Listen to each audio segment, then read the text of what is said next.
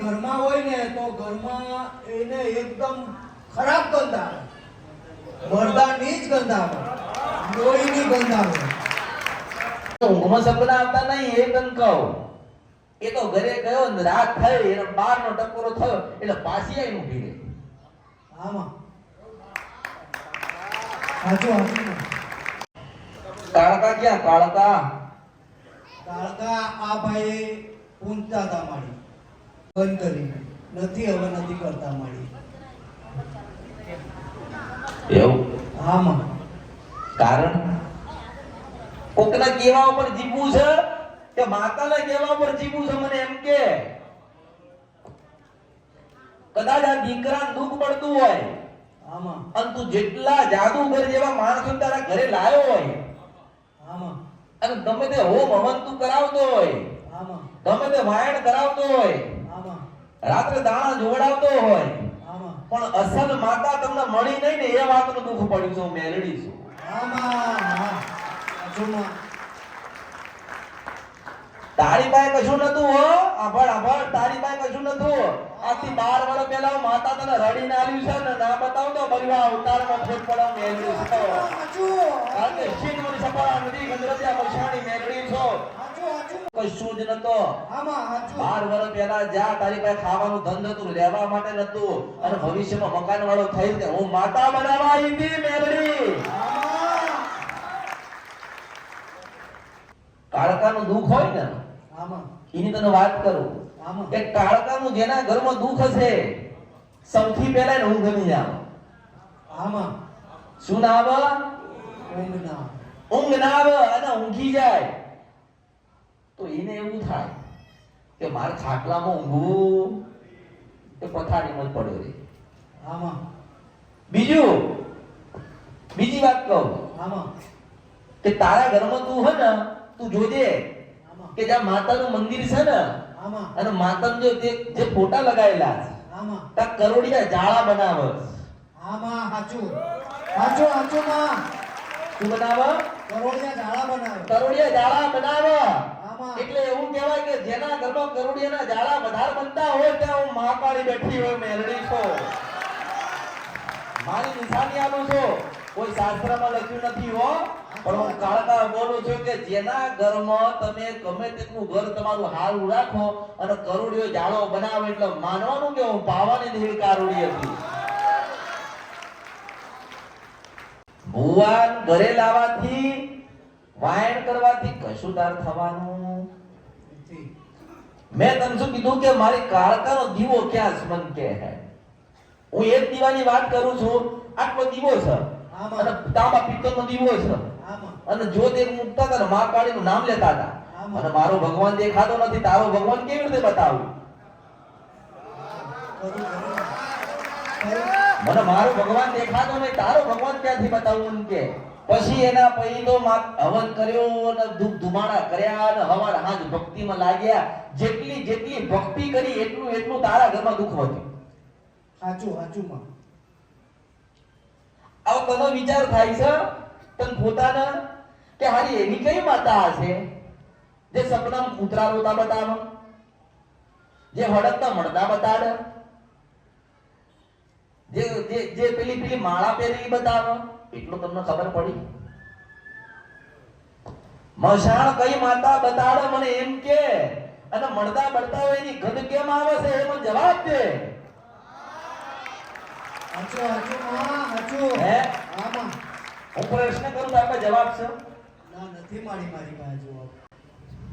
આમાં જો કદાચ તમને રાત્રે એવો અહેસાસ થતો હોય, એવો આભાસ થતો હોય કે હું ઘરમાં નથી, હું મશાણમાં છું, આમાં અને એવો અહેસાસ થતો હોય કે મારે આ વસ્તુ ખાવી છે, મારે આ વસ્તુ પીવી છે, એને રાત્રે ઊંઘે ને ત્યારે સ્મશાન દેખાય, પછી એને સળગતી વસ્તુ દેખાય, પછી ચિત્તા ને એવું દેખાય, ચિત્તા દેખાય. પછી એ ઘરમાં હોય ને તો ઘરમાં એને એકદમ ખરાબ ગંધ આવે, મરદાની જ ગંધ આવે, લોહીની ગંધ આવે. કળિયુગમાં બે જ માતા એવી છે કળિયુગમાં બે જ દેવ એવી પણ પકડાય નહીં. કાળકાનો મેલડી એવું કે જીવ માટે જીવ દઉં અને જીવ માટે જીવ લઉં. કે માતા હવે એનો ઊંઘમાં સપના આવતા નહીં એ તને કહું. એ તો ઘરે ગયો ને રાત થઈ એને 12 નો ટકોરો થયો એટલે પાછી આવીને ઊભી રહી. આમાં હાચું પાછી આવીને ઊભી રહી અને પછી બરોબર 4 વાગે ત્યાં સુધી આખું ઘર રમણ ભમણ કર્યું હોય. આમાં હાચું 4 વાગ્યા પછી ઊંઘ તમારી ત્યાં સુધી એક તો જાગતો હોય. તો આ કાળા કપડા વાળી એ મોટું નિશાન પાડનારી આમાં બે ધોળા દાંત લઈને આવનારી મારી કાળકાના રામખો હું આવું છું માતા છો.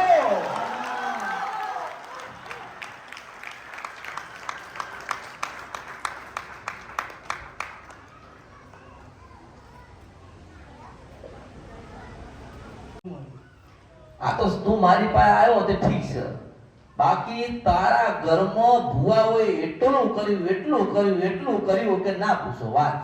આમાં ભૂવો આવે તો કે વાળવું છે તો જીભ કાપો, આમાં પછી કે કદાચ પૂતળું બનાવવું છે તો પૂતળું બનાવો. આમાં બરાબર કે આમાં પણ હું બધા ભુવાઓને બનાવું ને એ માતા મેરડી છું. મને કોઈ ભુવો પકડી ગયો, કોઈ બાવો પકડી ગયો. પેલા ભુવાએ નતું આવીને કીધું કે અખત ઝોપડીને દુઃખ છે, અખત ઝોપડી કે નરમનો પ્યાલો પીવો પડશે અને અખત ઝોપડીયાને અખત ઝોપડીને દુઃખ છે, ઘરમાં અખત ઝોપડીયાને વળગી છે એટલાને ગંધ આવે છે. આ ભુવા આવું કે પણ તું વિચાર કર કે ભુવાને પછી ગોતો ખવડાવી દઉં ને એ મશાની મેળવી એ કાળકા ભુવાને એવી ચકડીમાં નાખું ને કે એને ખબર જ ના પડે. પણ એને તો 25 રૂપિયા મળતા હોય એટલે ખરો. પછી કે કુંવારી કન્યાનું કાળજું લાવવું પડશે, આમાં દારૂ લાવવો પડશે. આમાં તું બધું લાયો, બધું કર્યું, મરઘાય લાયો, પણ આમાંથી બહાર તું આવતો નથી. એનું કારણ શું? મન કાળકાના દીવો દેખાતો નથી. ક્યાં છે મારો દીવો? લાય મન મારો દીવો આય, તારું જીવન પરિવર્તન કર્યાનો પાવાની દેવી મહાકાળી છે. લાય મન મારો દીવો આય. જો હું તો એવું કહું છું કે બોલો ને એટલે પાડવું, કાં તો પછી બોલવું નહીં. દુઃખ મટાડવું છે, આમાં આમાંથી બહાર આવવું છે, આમાં કારણ કે જીવન બરબાદ થાય. આમાં કઈ ઊંઘશે નહીં, નહીં મળે સવાર પડે એટલે ઊંઘી જવાનું. આમાં હું કાળકા છું એટલે પછી સવાર થાય ને એટલે ઊંઘ આપી દો, ઊંઘી જા. રાત્રે આપણે પાછું જાગવાનું છે. અને રાત્રે તમે થાકેલા હોય અમુક ટાઈમે તું નહીં કેતો આપણને શું થયું છે, આપણે કોનું બગાડ્યું, આમાં આમાં હા આપણે કાં કોઈનું બગાડ્યું. આપણે ઘણી વખત તો રોઈ જાય. આમાં મારા દીકરાને કોક માતા બચાવો, મારા દીકરાને આમાંથી ઉગાડો. કોણ ઉગાડે? પણ હું પ્રથમ એક અમૃતની મેરડી હોય આવી.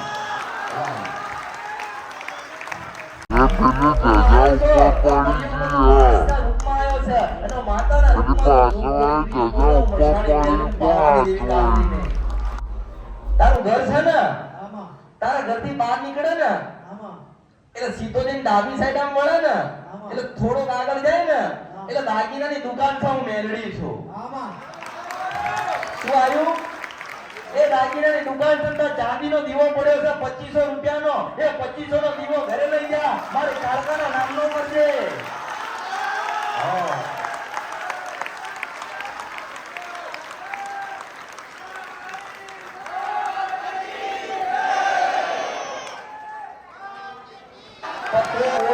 બોલતો નહીં, ફરી જવાનું નહીં.